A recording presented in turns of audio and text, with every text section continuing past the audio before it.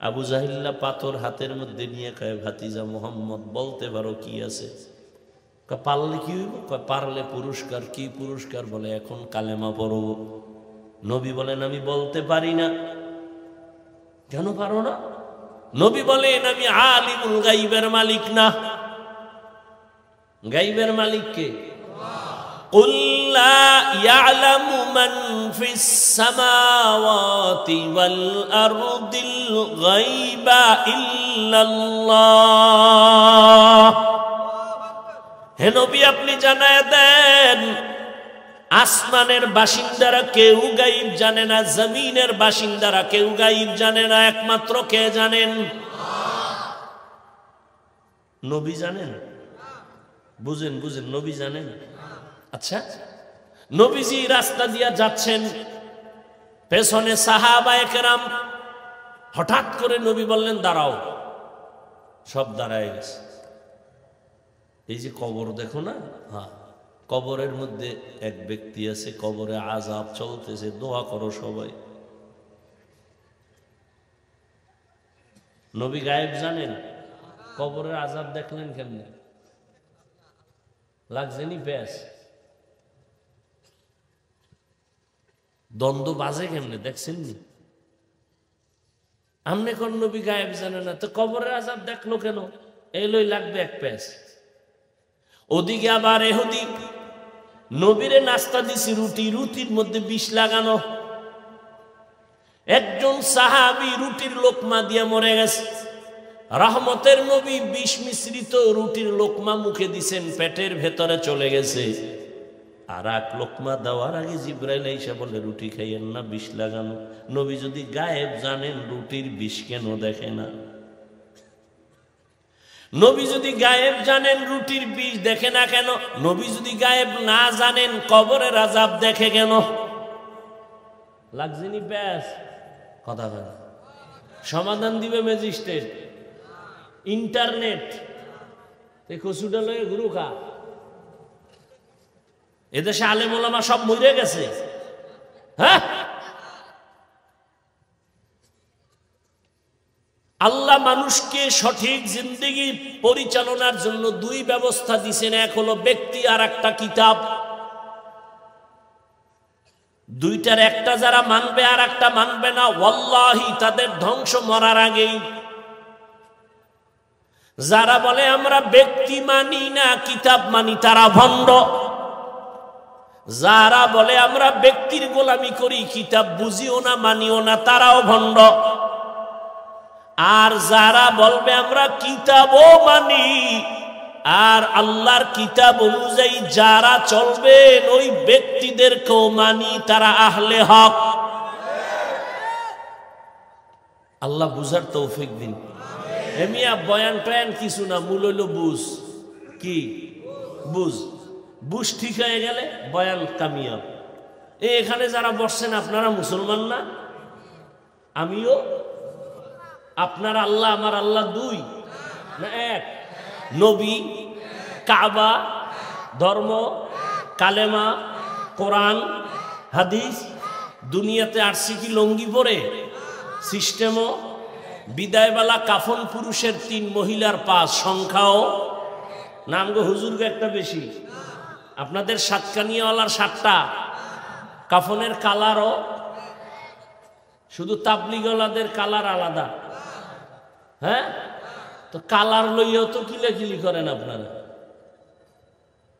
কি চলে না কালার লইয়া কিলাকিলি? কেমন মাথা নষ্ট।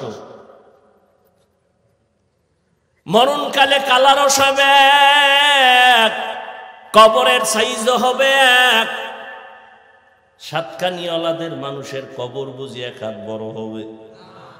কবরে রাখার পরে প্রশ্ন হবে 3টা, তাও এক। রবের পরিচয় দাও, ধর্মের পরিচয় দাও, রাহমাতুল লিল আলামিনের পরিচয় দাও। আল্লাহ এক, নবী এক, আপনার আমার আল্লাহ এক, নবী এক, কোরআন এক, কাবা এক, ধর্ম এক, কালেমা এক। তাহলে আমি আপনারে বয়ান করব কেন? আপনি তো আল্লাহ মানেন, নবী মানেন, কোরআন মানেন, হাদিস মানেন, আপনাকে বয়ান করব কেন? বয়ান তো তাদেরকে করব যারা আল্লাহ চিনে না, নবী চিনে না, ঈমান বুঝে না। হিন্দুদের মন্দিরে গিয়া বয়ান করব, খ্রিস্টানদের গির্জায় গিয়া বয়ান করব।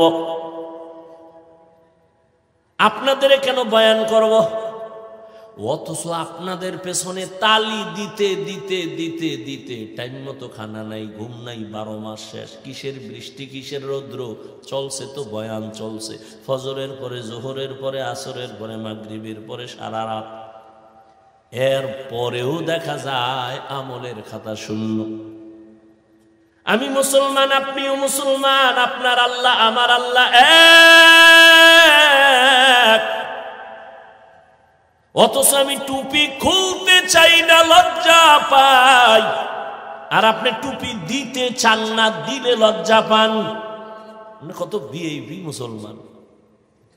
আমি দাড়ি কাটতে লজ্জা পাই, আপনি দাড়ি রাখতে লজ্জা পান। দেখছেন নি কারবার? আমি মসজিদে না ঢুকলে লজ্জা পাই, আর আপনি কেমন মুসলমান যে মসজিদে ঢুকতে গেলে লজ্জা পান। আমি পর্দা না করলে লজ্জা পাই, আর আপনি কেমন মুসলমান যে পর্দা করতে গেলে লজ্জা পান। আমি হারাম দেখলেও ভয় পাই, ধরতেও ভয় পাই, আর আপনি হারাম দিয়া জীবন চালান। সন্তানের খানা হারাম টাকায়, স্ত্রীর খানা হারাম টাকায়।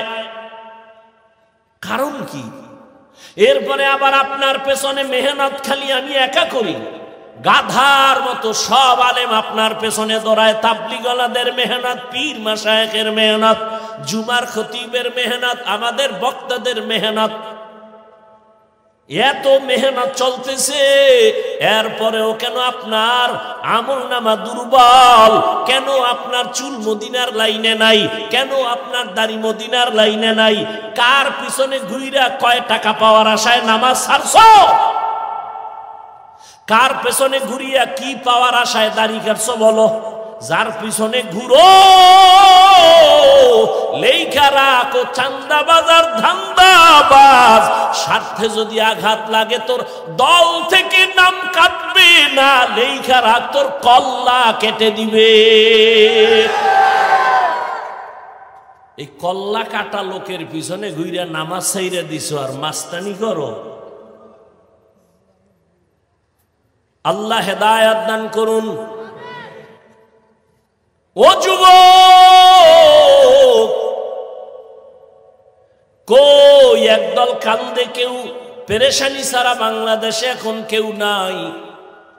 তবে আল্লাহর মোহাব্বত নিয়ে, নবীর আদর্শ নিয়ে এখনো যারা আছে, উলামায়ে কেরাম, আগেও যেমন এখনো তেমন, এদের কোনো পেরেশানি নাই।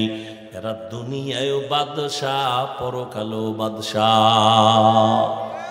এলমে রা'এজাজো করদন বেহিসাব, খলকে রাদাদন জওবে বাসওয়াব।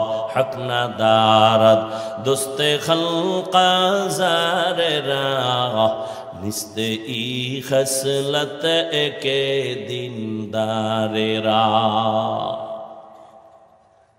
ও আল্লাহর বান্দারা, কত বুদ্ধি লইয়া চলো রে যুবক। তোমার এই বুদ্ধি নিয়ে চলার দ্বারা কি লাভ হলো? মহামারী করোনায় যুবকের লাশ, ছাত্রদের আন্দোলনে যুবকের লাশ, ঘরের বিছানায় যুবকের লাশ, গাড়ির নিচে যুবকের লাশ, পানির নিচে যুবকের লাশ। এত মারাত্মক করোনা, পৃথিবী পর্যন্ত কেউ এই ভুক্তভোগী নাই, এমন কেউ নাই।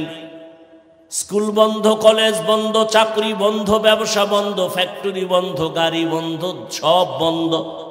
কিন্তু ভুইলা যাস না রে যুবক, এই জমিনে এত ক্ষতি হয়ে গেল, কিন্তু একটা মাদ্রাসা বন্ধ হয় নাই। ট্রিপল মাস্ক লাগায়া বসে রয়েছে কুলাঙ্গার, মরবে না। কয় মাস্ক? Triple mask. বাবারে ধরছে করোনায়, এমন কুলাঙ্গার। বাবার লাশের কাছে যায় না, করোনা মরবে না, মাস্ক লাগায় দূরে আছে। এলাকার গরিব লোকের টাকা দিয়া কয় লাশটা বাইরে ফালায় দে। গরিব লোকেরা লাশটা টেনে টেনে রাস্তায় ফেলে দিল। ইতিহাস ভুলিস না যুবক, বেয়াদবি ক্ষমা চাই। আবার যদি বলো নিচে আইসা পাও ধরলে ক্ষমা, বল নিচে আসি। ও আমার কলিজার যুবক, ইতিহাস ভুলে যাইও না।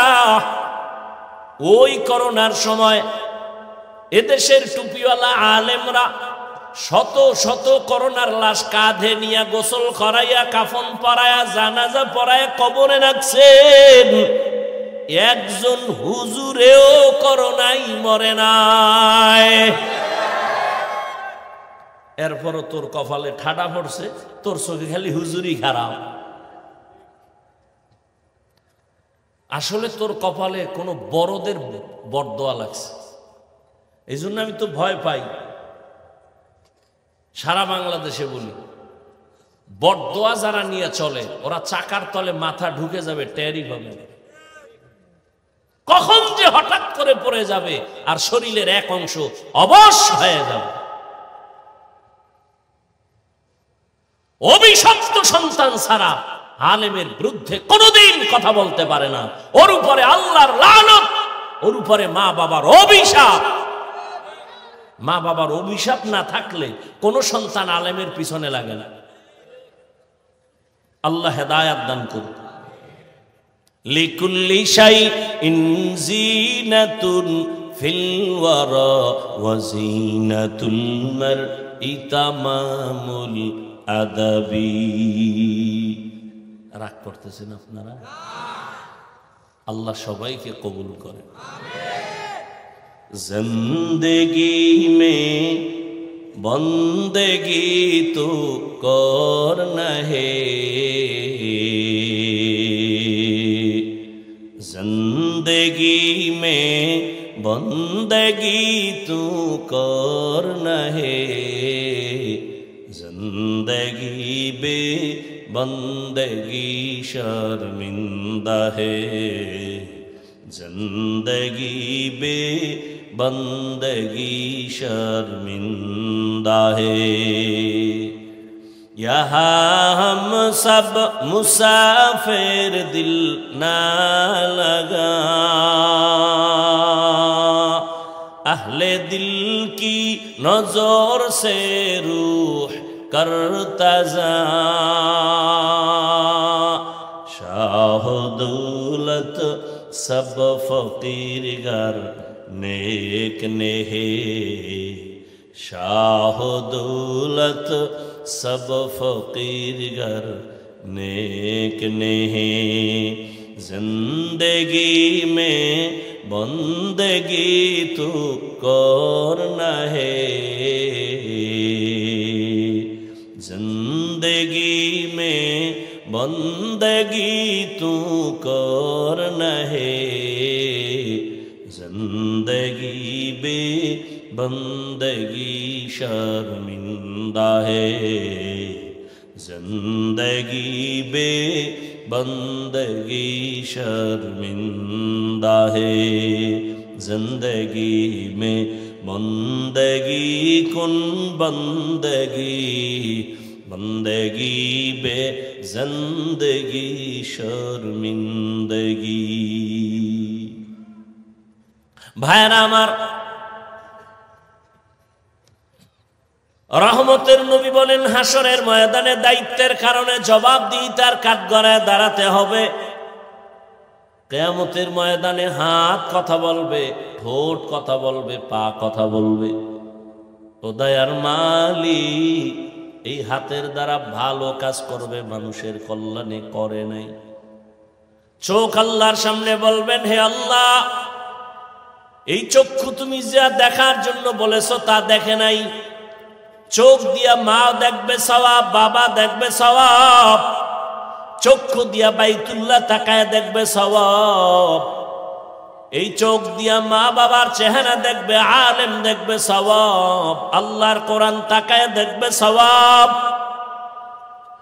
কিন্তু না, তোমার এই গোলাম এই চোখ দিয়া মা দেখে নাই, বাবাকে মোহাব্বতের নজরে দেখে নাই, বাইতুল্লাহ দেখে নাই, কোরআন দিয়া তাকায় দেখে নাই, বরং সারা রাত দরওয়াজা জানালা বন্ধ করিয়া মোবাইলটা সামনে নিয়ে সারাটা রাত কবিরা গুনাহ দেখে দেখে রাত কাটিয়েছে। চোখের জেনা, কানের জেনা, জবানের জেনা, অন্তরের জেনা করে করে এই মোবাইল দিয়ে সারা রাত কাটিয়েছে। আল্লাহর আদালতে চোখ কথা বলবে। এজন্য রহমতের নবী বলেন, দায়িত্বশীল, তোমার দায়িত্ব পালন করো। ও মা বাবা, সন্তানের দায়িত্বশীল আপনি।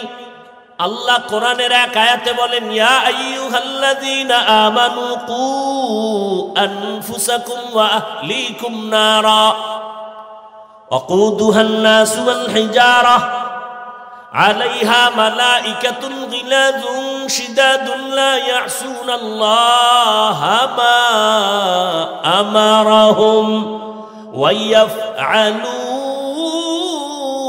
মা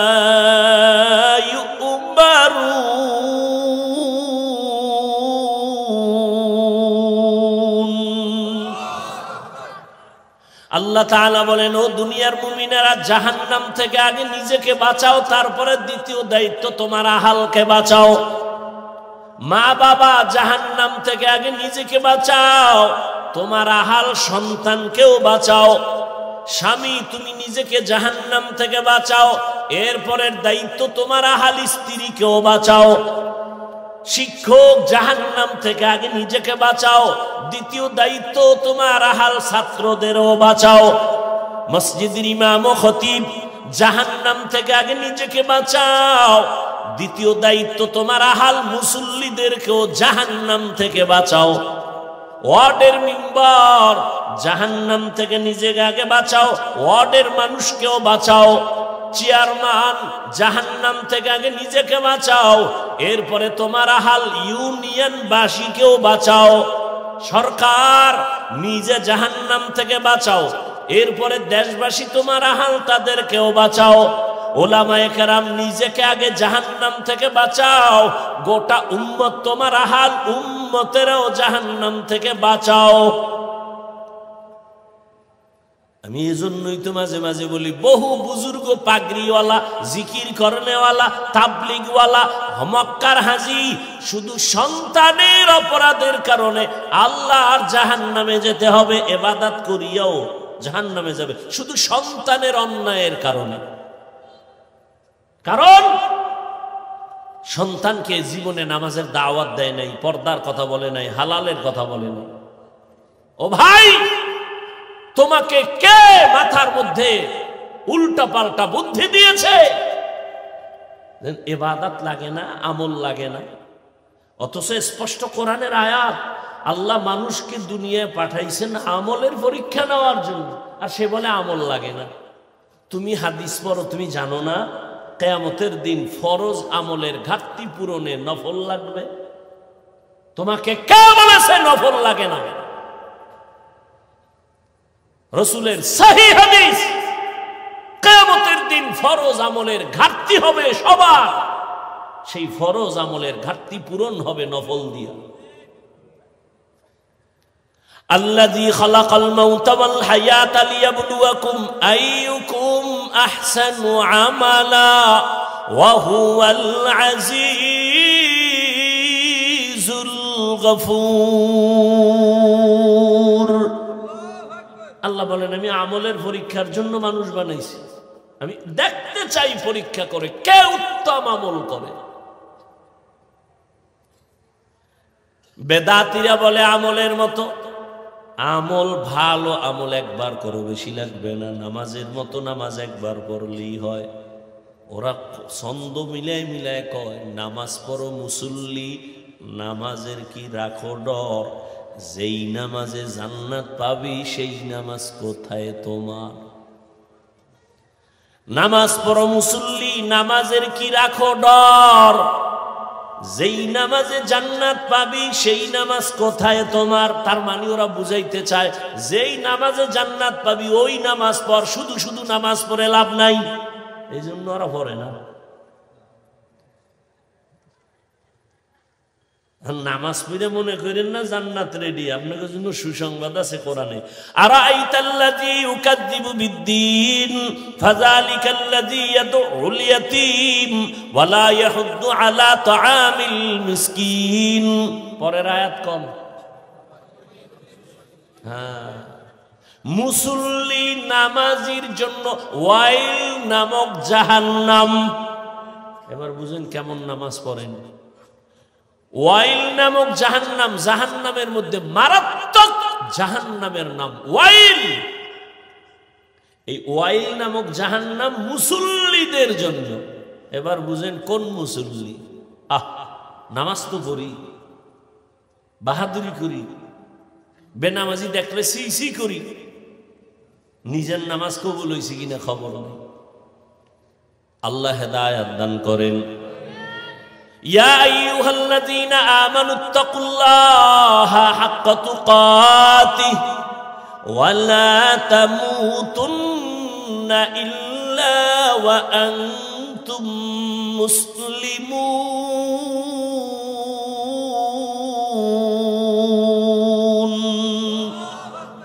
হাদিসের উপর এতক্ষণ আলোচনা করলাম, এবার আয়াতে ঢুকবো না? খুব খারাপ লাগতেছে।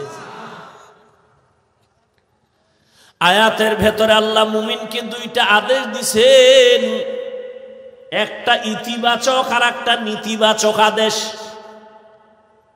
মুমিনকে দিছেন, কোনো বেঈমানকে দেন নাই। এক নাম্বার আদেশ, আল্লাহকে ভয় করো, ভয় করার মতো হক আদায় করে। আর একটা নেতিবাচক সতর্কবাণী, মুসলমান না হইয়া মরবি না। মুমিনকে দিলেন, বেঈমানকে দিলেন না কেন আদেশটা? সংক্ষেপ জবাব হলো, জান্নাত শুধু মুমিন পাবে, কোনো বেঈমান কখনো জান্নাত পাবে না। আর মুমিনেরাও যে পাবে, বহু ফিডা খাওয়ার পর, এত সোজা না। বহু ফিডা খাওয়ার পরে জান্নাত, এত সোজা না। দলিল, আবার ওই দলিলে গেলে সময় যাইব অনেক। রহমতের আপনারা জানেন, তবে আমি সংক্ষেপে বাংলাটা বলি। রহমতের নবী বলেন, আমার আগে একদল চালাক উম্মত ছিল, বনি ইসরাইল। এরা নিজেদেরকে এত পাওয়ারফুল মনে করিয়া অহংকারী হইয়া এদের মধ্যে দলাদলি শুরু হতে হতে ৭২ দল হয়ে গেল। আমার উম্মত আরো চালাক, আমার উম্মতের মধ্যে আরো একটা দল বেড়ে যাবে। কত হবে? কত? আল্লাহর নবী বলেন, কুল্লুহুম ফিন্নার ইল্লা মিল্লাতান ওয়াহিদা। ৭৩ দল সব জাহান্নামে, জাহান্নামে যাবে, জাহান্নামে যাবে, তবে এক দল জান্নাতে যাবে। ক্বালু মান হিয়া ইয়া রাসূলুল্লাহ। সাহাবায়ে কেরাম জিজ্ঞেস করলেন, ইয়া রাসূলুল্লাহ, যেই দলটা জান্নাতে যাবে তাদের পরিচয় কি? ক্বালা মা আনা আলাইহি ওয়া আসহাবি। নবী বলেন, আমি মুহাম্মদের যে মাইনা চলবে সে। না না, নবী যদি বলতেন আমারে মাইনা চললে জান্নাতি হইতো, নবী বলে নাই। নবী বলেন, আমার আদর্শ যারা মানবেন আর আমার হাতে গড়া সাহাবাদেরকেও যারা মানবেন, তারা জান্নাতে যাবে। অতএব যারা শুধু নবী মানে, সাহাবায়ে কেরামদেরকে মানবে না, তারা মুসলমান হলেও ৭২ দল জাহান্নামীদের অন্তর্ভুক্ত। নাম্বার ২, এই বয়ান তো আপনারা অনেকেই জানেন, ৭২ দল জাহান্নামে যাবে, এক দল জান্নাতে যাবে। এই কথা শুনছেন, তবে এই কথাটা হয়তো অনেকে শুনেন নাই, শুনে থাকলে মনে নাই। ৭২ দল যে জাহান্নামে যাবে, এদের মধ্যে কোনো হিন্দু নাই, বৌদ্ধ নাই, বিধর্মী নাই, সব মুসলমান। সব কি? এবার বুঝেন কোন দলে আছেন। ৭২ দল জাহান্নামী, সব মুসলমান, হিন্দু, বৌদ্ধ, ইহুদি, খ্রিস্টান কেউ নাই। ৭২ দল জাহান্নামী মুসলমান, আর এক দল জান্নাতি, তারাও মুসলমান। তাহলে বুঝেন তো মুমিনের জান্নাত পাওয়া কত কঠিন হবে। আল্লাহ আমাদের হেদায়েত দান করুন। এবার আদেশ দিলেন, আমাকে ভয় করার মতো ভয় করো, হক আদায় করে।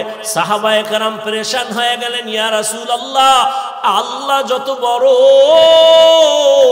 ওই পরিমাণ হক আদায় করে আমরা তো ভয় করতে পারবো না, কেউই পারবে না। নবীও চিন্তায় পড়ে গেলেন। আল্লাহ আয়াত নিয়ে জিব্রাইলকে পাঠায়, কয় নবী সমাধান দিয়ে দাও, জিব্রাইল যাও। আয়াত দিয়ে পাঠায় দিলেন, নবী আপনি শুনায়া দেন, ইত্তাকিল্লাহা মাস্তাতাতুম, আমার হক আদায় করার দরকার নাই, বরং বান্দা তার সাধ্যমতো যেন আমারে ভয় করে। দ্বিতীয় আদেশ, এই মুমিন মুসলমান না হইয়া মরবি না। কারে কইছে? কাফেরে রে। কারে?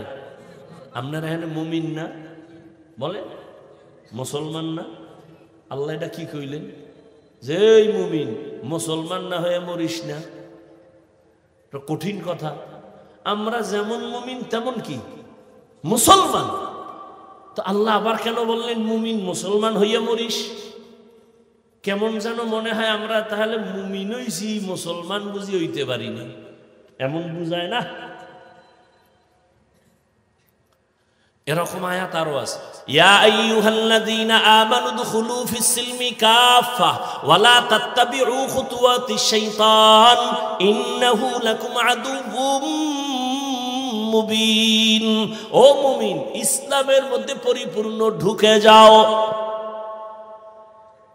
আল্লাহ আর এক আয়াতে আরো স্পষ্ট করে, ওটা আরো কঠিন। আল্লাহ তাআলা বলেন, ইয়া আইয়ুহাল্লাযীনা আমানু আমিনু বিল্লাহি ওয়া রাসূলি। ও মুমিনেরা, আল্লাহর উপরে রাসূলের উপরে ঈমান আনো। আরে আর আল্লাহর উপরে রাসূলের উপরে ঈমান আনার কারণেই তো আমরা মুমিন। আল্লাহ কয়, এই মুমিন আল্লাহর উপরে রাসূলের উপরে ঈমান আনো। তাহলে মুমিনের ডবল ঈমান আনার কথা কওয়া হইল, কারণ আমরা তো মুমিন মানি, আল্লাহরও মানি, নবীও মানি, এজন্যই তো মুমিন। ডবল কেন বললেন? এই মুমিন আল্লাহর উপর ঈমান আনো। আমরা তো আল্লাহর উপর ঈমান আনছি বিদায় মুমিন, ডবল বললেন কেন? সব কথার জবাব আর দেওয়ার সুযোগ রইল না, সংক্ষেপে বলি, খুব খেয়াল করবেন। আল্লাহ বলেন, আমাকে ভয় করো তোমাদের সাধ্য মতো। ভয়ের নাম তাকওয়া, ভয়ের নাম খৌফ, ভয়ের নাম খশিয়া। আমি যদি আপনাদের প্রশ্ন করি, আপনারা এই ময়দানের মধ্যে কারা কারা আল্লাহকে ভয় করেন, যদি প্রশ্ন করি, সবাই তো হাত উঠায় বলবে হুজুর গো থেকে বেশি করি। কোন চালাক বাঙালি থাকলে শুধু হাত উঠাবে না, পারলে পা উঠায় বলবে 4 হাত পায়ে আল্লাহরে ভয় করি। অত সেখানে এমন আশিক রাসূল বসে আছে, আজকে ফজর পড়ে নাই, জোহর পড়ে নাই, আসর পড়ে নাই, মাগরিব পড়ে নাই, এশার নামাজও পড়ে নাই, সেও বলে আল্লাহরে ভয় করি। আমি দাড়ি রেখে বলি আল্লাহকে ভয় করি, আপনি দাড়ি বাদ দিয়া বলেন আল্লাহকে ভয় করি। আমি হালাল খাইয়া বলি আল্লাহকে ভয় করি, আপনি হারাম খাইয়া বলেন আল্লাহকে ভয় করি। বিষয় কি? দোনো ভয় সমান? আসলে আপনি ভয়ই করেন না। ভয় কি জিনিস বুঝেনি না। একজনের সাপ ভয় পায়, কেমন প্রমাণ? সাপ জীবনে ধরবে তো দূরের কথা, সাপ যেখানে আছে সেখানেও যাবে না, এতটা ভয় পায় যে ঘুমের মধ্যেও মাঝে মাঝে সাপ সাপ পায় চিল্লায়। বুঝে গেল সে আসলে এই সাপের ভয় পায়। একটা সন্তান মা বাবাকে ভয় পায়, প্রমাণ মা বাবার সামনে সন্তান অন্যায় করে না, বেতের বাড়ির ভয়ে। ঠিক এই জমিনে যেই মানুষ আমার আল্লাহর আযাবের ভয় করবে, ওই বান্দা গলায় ছুরি লাগাবে, আমার রসুলকে বেজার করে দাড়ির মধ্যে অস্ত্র লাগাবে না।